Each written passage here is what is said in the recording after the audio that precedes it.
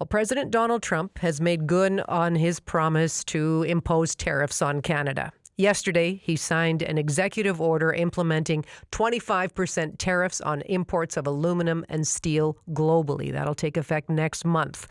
Well, today, CBC learned an additional 25% tariffs could be imposed on Canada, which would raise the total to 50%. So to talk more about the impact we could see in this province, Mike Patterson is with us. Mike is the Chief Financial Officer for Steamworks Group of Companies, and he's here with us in studio right now. Mike, hi there. Welcome. Hi, Gloria. Nice to meet you. So when I say Steamworks, as in Steamworks Brewing. Yes. You make beer. Well, it's interesting because this is a story that came up on our business report yesterday with Reed Southwick. He was talking about last time tariffs on aluminum and steel came in Canada. So what can you tell us about back then? Back then, I mean, it was definitely a shock because we hadn't had any tariffs on aluminum up until that point. And in the end, they ended up backtracking on it and gave Canada an exemption. But I mean, this is obviously a whole new league. It's 5 times the tariff on the goods. So it's definitely interesting times. Okay. So, I mean, that's what we think. You're talking about making beer. The beer's got to be delivered in cans, obviously. Yes. How does this tariff on aluminum impact the brewing industry overall? I mean, it impacts all brewers, big and small.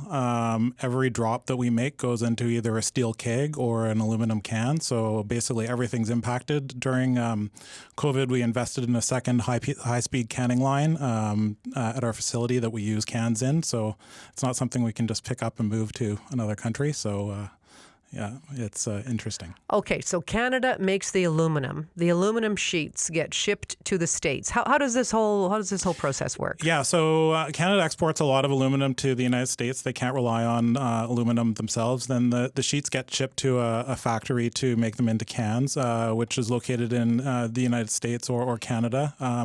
We buy some from Calgary, but there's also factories in Olympia, Washington, which is more convenient for shipping. But with the trade barriers now, it's I guess going to be more difficult to import from there. Isn't that interesting? All this talk about just cross-border trade being more convenient when you're trading with states that are in Cascadia region as opposed to crossing the Rockies. I mean, what's that been like? Will you have to change tactics, I guess? Yeah, I mean, I've heard that Canada exports, or BC exports most of our exports to the Cascadia region. So yeah, as far as changing the way we do business, I don't know if there's much we can really do. It's going to impact everybody, and all of BC craft beer is shipped within the province, so it's all money that stays within the province. I see. So just tell me more about your concerns about the overall impact if all of this goes through. 50% tariff on steel and aluminum.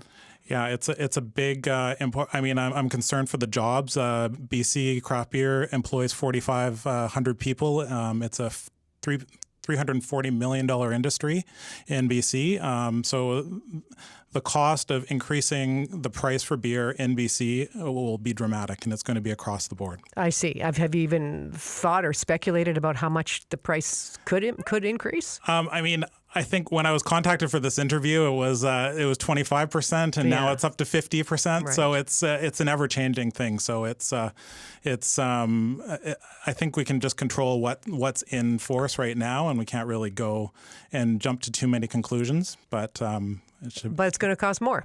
It's going to cost more. That's the bottom line. I understand. You know what? We are all in speculation mode. Yes. We are all in speculation mode. We have, our premier and other premiers in Washington, D.C. right now. Everybody's seeming to, try to say, well, it's certainly not going to come through. And then what ends up happening? Actually, it's going to be 25% more than we told you yesterday. So how do you feel, just as someone who's involved with a BC business, a Canadian business, about how all of this is unfolding? I mean, running a business is a challenging thing. I think we rise to the occasion and do the best we can. The craft brewing industry is a very tight-knit community, and we all sort of look out for each other. So we'll be fine. It will be challenging, but we'll be fine, I think. Well, he has been talking, as in President Trump has been talking about implementing tariffs since before he re-entered office. And again, for other sectors, they did feel a little bit of the tariff impact back in 2018.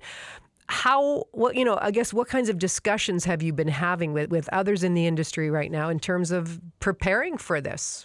Yeah, we've been chatting as an industry through the Craft Brewers Guild about ways that we can mitigate the costs, talking with government about potential tax relief, or if there is counter tariffs, passing on those into our industry that's more affected than others, perhaps. It's a really challenging thing, but I think we need to sort of wait until we see what actually comes into effect and how long it'll be in effect. Well, of course. And also, part of the what if discussion is what if Canada retaliates, Correct. Right? Yes. How would that have an impact on your industry? Yeah, that is a big what if. My hope would be that they would choose not to counter tariff items that would further impact the craft brewing industry, and maybe like what? What items? What?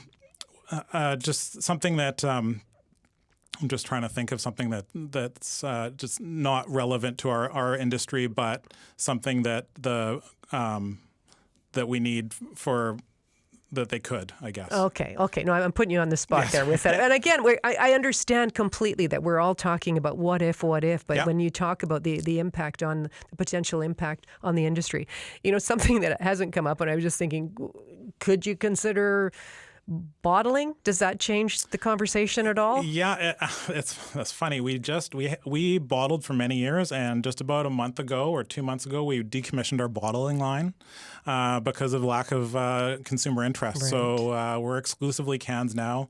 Cans are lighter, easier to ship, easier to recycle with a higher yield, and we'd prefer not to go back to bottles if possible. I see. Well, tall boy cans? Do you have those? Tall boy cans, yeah. Okay. Are those some of them made here, or are those south of the border? Well, yes. So certain cans are not available south or in Canada.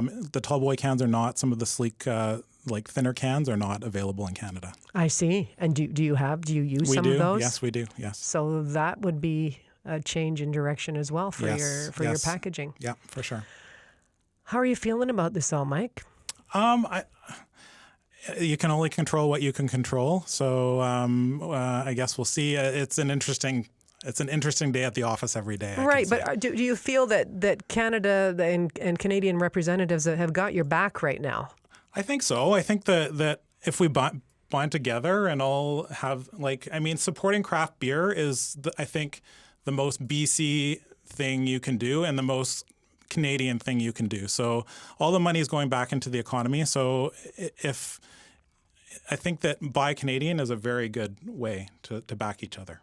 Well, thank you very much for being here. We appreciate this. Thanks, Gloria. And again, maybe come back and we'll have the conversation when we've got more concrete reactions. But I mean, you can understand our place as well in terms of they're putting out this information. We have to start looking at how British Columbians, how businesses are pivoting and making alternative plans as well. Thanks again. Thanks. That's Mike Patterson. He's the Chief Financial Officer for Steamworks Group of Company, as in Steamworks Brewing. CBC has learned today that the total tariffs on Canadian steel and aluminum could jump actually to 50% beginning March 12th. Again, we'll deal with the concrete when we've got the concrete and certainly continue our coverage with us as well.